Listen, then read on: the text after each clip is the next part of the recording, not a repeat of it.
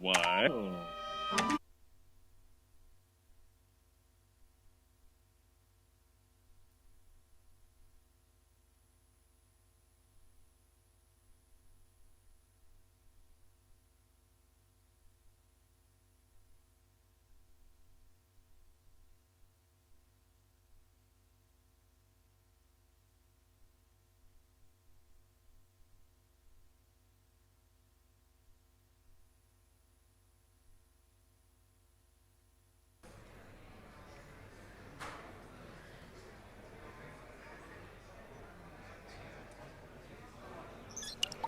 Vent radioactive gas?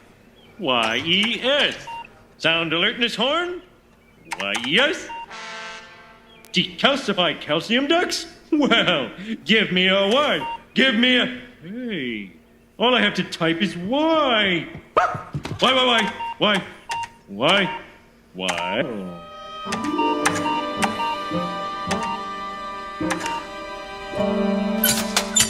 JaVale is here!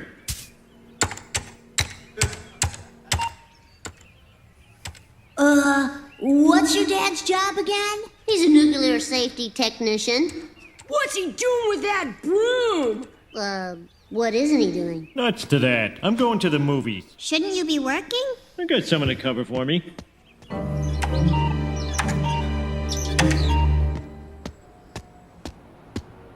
One for Honk, please. What happened to my bird? Oh! Arch? Lisa? Flanders? Buenos días. Conocen a este señor, ¿verdad? ¿Por qué elegí este video? A ver, yo cuando lo vi pensé que no era una mala idea. O sea, la decisión que tomó Homero era buena. El tema que tuvo, la ejecución fue nefasta. Pero en determinado momento Homero se da cuenta, había conseguido que lo dejen trabajar remoto, había conseguido que le den permiso para hacer determinadas cosas, y se había dado cuenta que cuando la computadora le preguntaba algo que él no procesaba, apretaba yes, y después se dio cuenta que era solo Y. Y dijo, listo, ¿qué voy a hacer? ¿Me voy a quedar acá apretando Y? No, pongo un macaquito que apriete sistemáticamente Y y me voy al cine. Y bueno, y el desenlace obviamente es nefasto.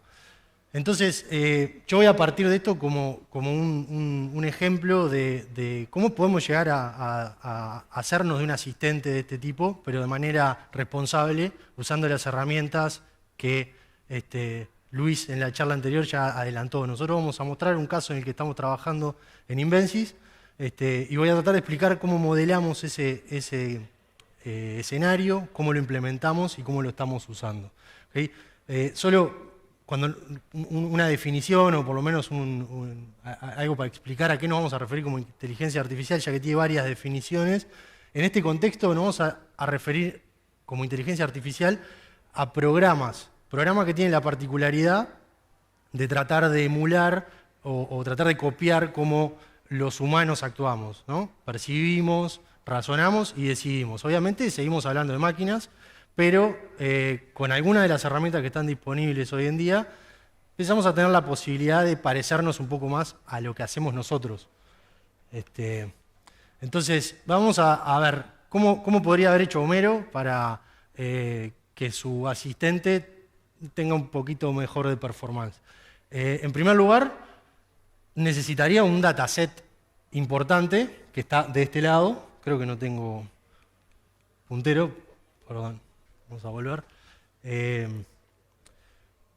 Necesitaría un dataset grande, un histórico de datos de todas esas alarmas que ocurrieron en la planta, qué querían decir y cuál fue la decisión correcta que tomaron en ese caso, ¿no? Muchos registros. Al mismo tiempo, nutrirlo de indicadores en tiempo real de qué es lo que está pasando, qué medidas estoy teniendo ahora. Entonces, un programa que pueda ser entrenado con ese histórico, estaría recién ahí en condiciones de cuando le preguntan si tiene que decalcificar el tubo de calcio, tomar la decisión de sí o no, con una certeza asociada, o sea, con una probabilidad de que esa decisión sea la que había que tomar. Tomando como referencia ese modelo, vamos a introducir el caso en el que trabajamos nosotros, ¿no? Nosotros nos dimos cuenta que en las empresas hoy en día hay una tarea muy repetitiva, que es la de carga de facturas de proveedores. Nosotros compramos cosas, compramos insumos, papelería, comida, gastos de viaje, comisiones, etc. Y muchas veces esos artículos, o en general esos artículos, no tienen un número de material en nuestro ERP con el que podamos mapearlo y ya saber dónde lo vamos a imputar. Entonces empieza a tener sentido procesar esas descripciones, que a priori no tengo ni idea de qué son, procesarlos con un algoritmo entrenado y después hacer una inferencia, hacer una predicción. Si esa línea es del rubro papelería, del rubro consultoría, gastos de venta, gastos generales o lo que sea. Cualquier categoría. Una vez que yo tengo la categoría, bueno, hay un mapeo lineal a las cuentas. Eso, digamos, ahí no hay necesidad de inteligencia artificial. Entonces, como está planteado el problema, si yo logro categorizar todas las líneas de facturas que me llegan, estoy en condiciones de automatizar el proceso de imputación. Obviamente, para eso tengo que poder hablar con el ERP. En este caso es SAP y lo vamos a hacer a través de la Service Layer. ¿Ok? ¿Cuál es el problema? Nosotros tenemos que lograr que una computadora, un programa, entienda letras. Que eso hoy en día parece muy simple. Nosotros trabajamos permanentemente haciendo búsquedas y demás. Pero para que una computadora entienda una cadena de texto, en algún momento tenemos que codificarlo en números, porque la computadora procesa números. Entonces, lo primero que tiene que ocurrir es que yo logre codificar en una secuencia de números cada cadena de texto. Parece un problema trivial, pero hay muchas formas de hacerlo.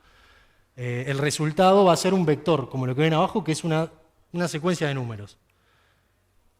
Para poder lograr esa secuencia de números, nosotros lo que tenemos que hacer es, en primer lugar, revisar todo nuestro dataset, toda esa información de entrenamiento. Tenemos que empezar a ver todas las palabras. Cada ocurrencia de una palabra la meto en una bolsa y me hago de una situación más o menos así. Y a cada palabra la voy a codificar con un número, con un entero. Entonces, de esa manera yo voy a lograr algo de este tipo, ¿no? Me entra en una factura menú ejecutivo y café y inmediatamente tengo un vector. Un vector, la palabra menú está codificada con el número 35, ejecutivo con 132, y con 7 y 56 con café. Bárbaro. Ahora, ¿cómo categorizo con eso? Tengo un vector y tengo que decir eso es comida. Entonces, ahí estoy en un problema y eso es donde empieza a entrar Machine Learning. Vamos a tratar de pensar el problema bien básico. Si el vector que yo les mostré recién tuviese dos dimensiones, como por ejemplo coordenadas en un plano, acá seguramente todos podamos imaginarnos que los puntos que caen en una distancia menor a algo podrían ser categorizados como categoría roja, lo mismo para la categoría azul y lo mismo para la verde, porque estamos midiendo distancia, estamos diciendo este vector está muy cerca de este otro, es en posiciones, en un espacio. La misma historia para 3D. Los humanos podemos pensar hasta 3D, digamos, podemos hacer visualizaciones, nos podemos hacer una idea, y ustedes seguramente me van a creer que es posible hacer un clustering de vectores en 3 dimensiones, ¿no? Esas pequeñas nubes pueden ser las categorías. Entonces, si me cae un vector en la categoría de más abajo, puedo decir, perfecto, ya sé de qué se trata, de vuelta, midiendo distancias entre vectores. Pero el problema que tenemos, vamos a volver a las dimensiones que manejábamos, ¿no? Estamos con vectores de una dimensión muy alta, tan alta como la frase más larga que esté procesando. Vamos a tomar como referencia 12. ¿Cómo nos imaginamos este problema en 12 dimensiones? Ahí se nos acaba nuestra capacidad de visualización y empezamos a tener que echar mano a algunos artificios. Y ahí es donde entran las neuronas. Pero no estas, sino estas, que Luis mencionaba antes.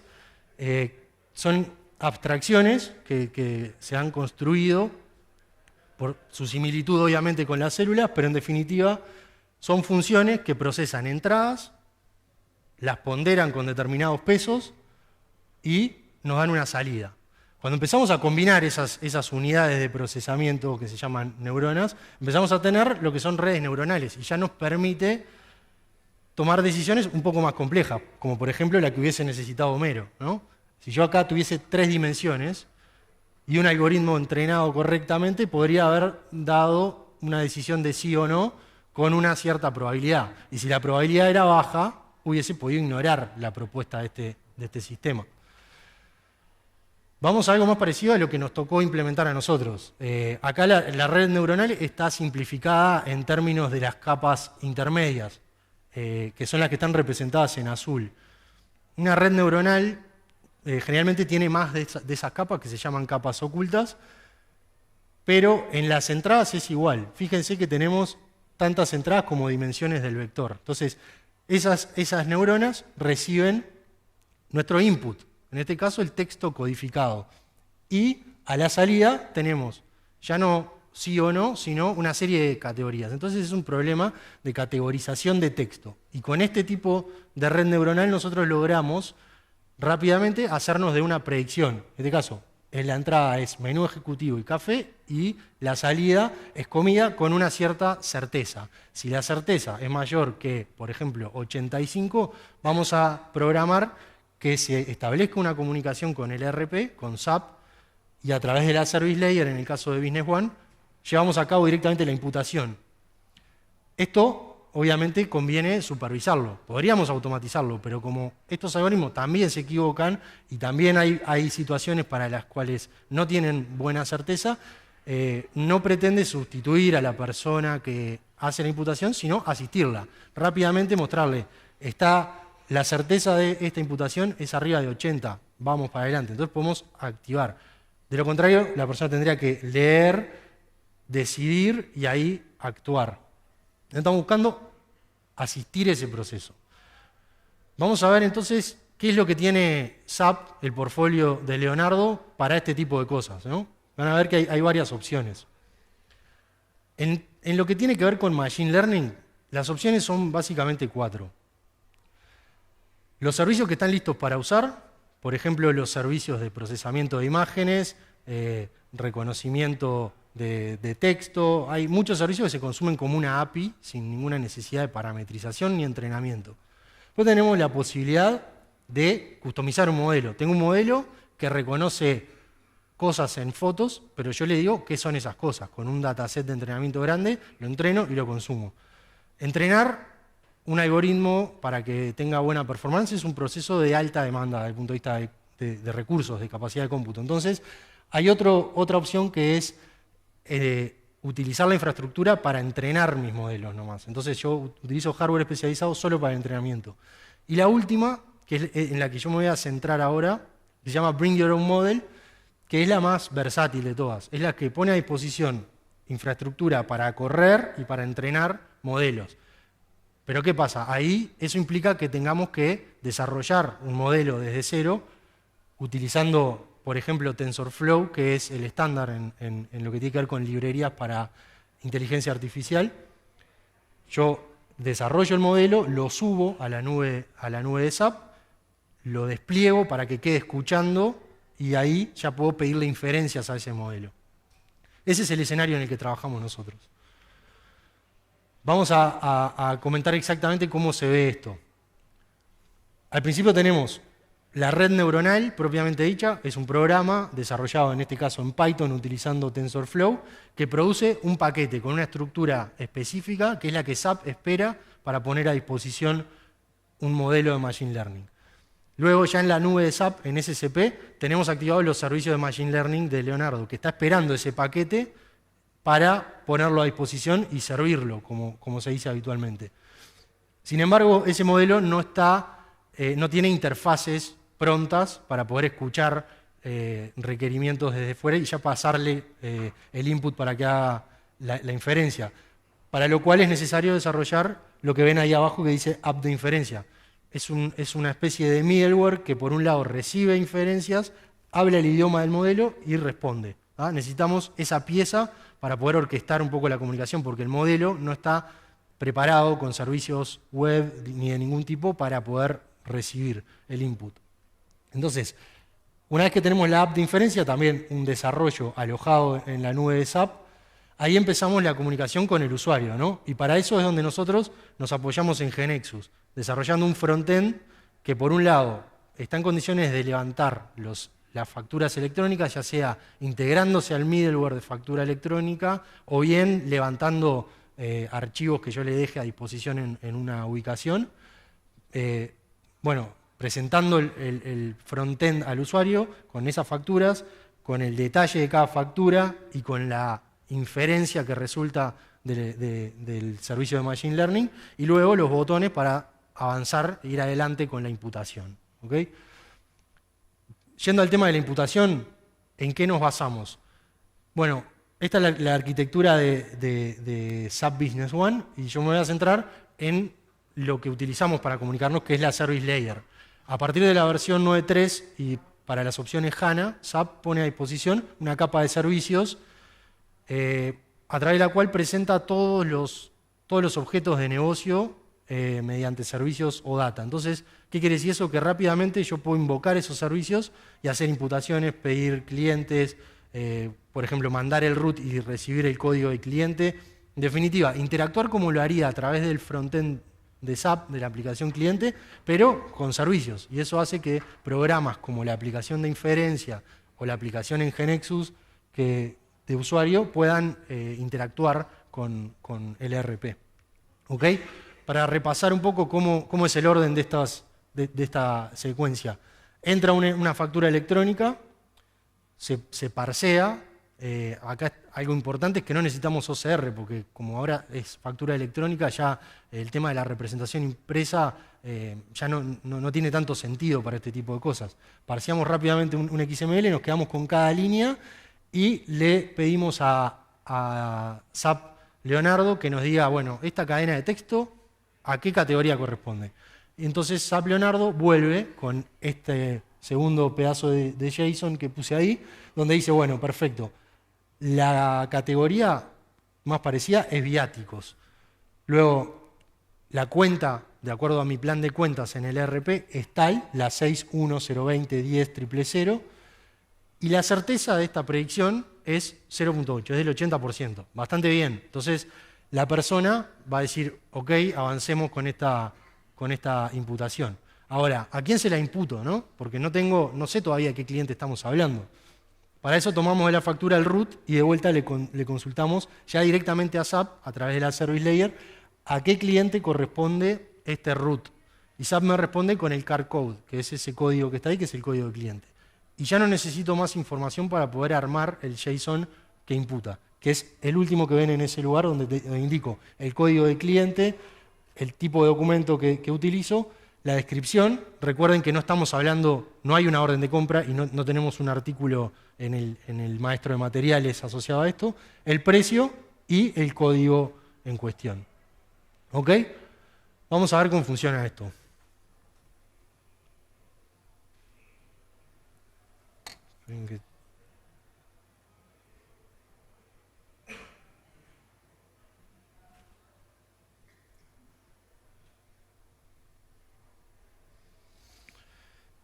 Vamos a levantar, esta es la aplicación, el frontend desarrollado en GeneXus, y voy a levantar una factura.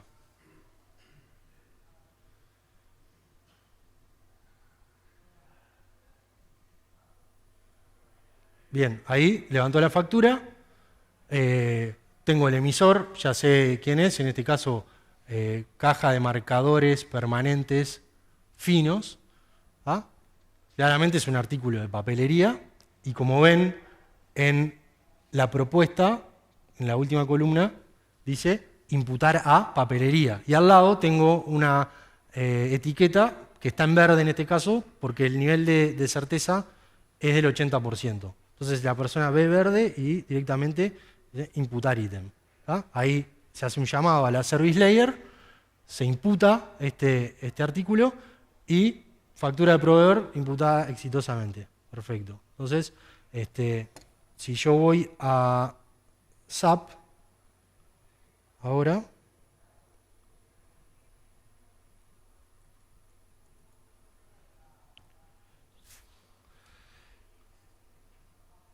tratemos de ir al último documento imputado, a ver si puedo...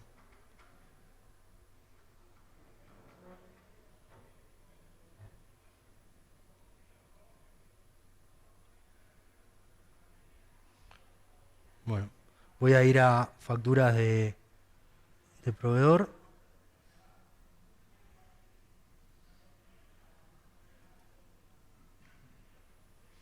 Voy a buscar la última.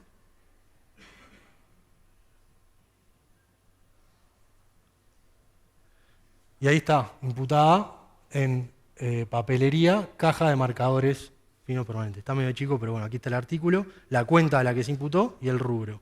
¿Ah? El nombre de la cuenta en el libro mayor en la que imputé.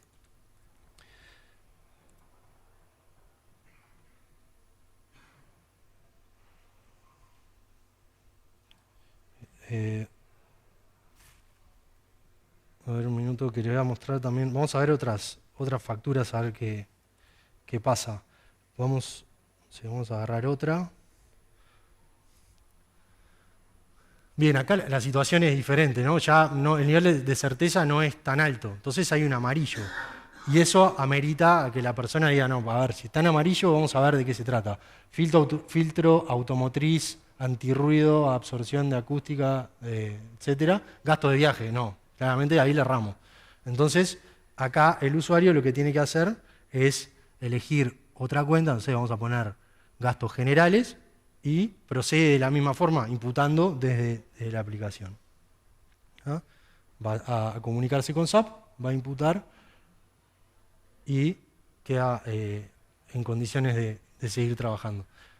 Entonces, lo que está pasando acá es que logramos representar con vectores una línea de una factura, logramos medir la similitud con una referencia. Piensen en el espacio de 2 dimensiones. Tengo un punto, todos los que caigan medio cerca van a ser de esa categoría. En 12, 15, 20 o 100 dimensiones es la misma historia, la única diferencia es que no lo podemos visualizar.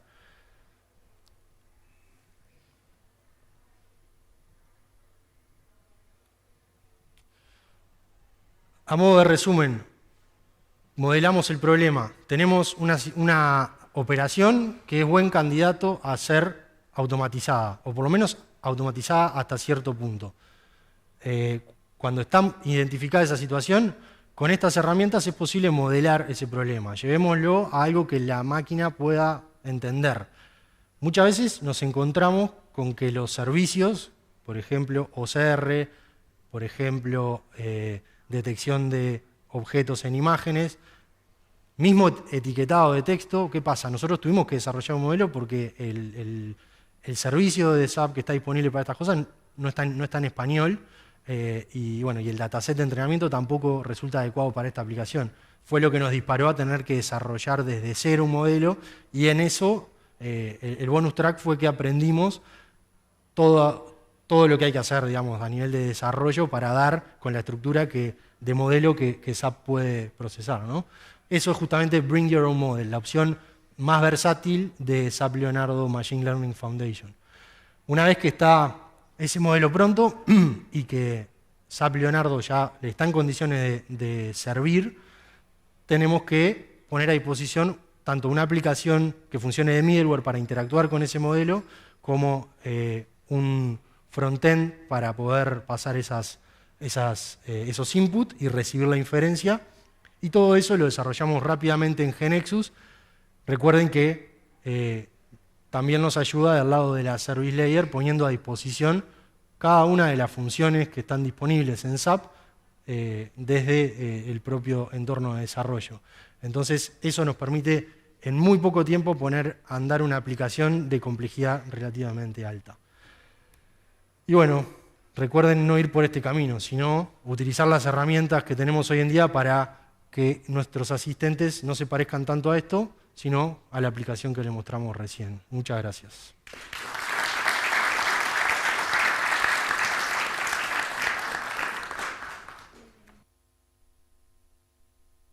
Estoy a disposición.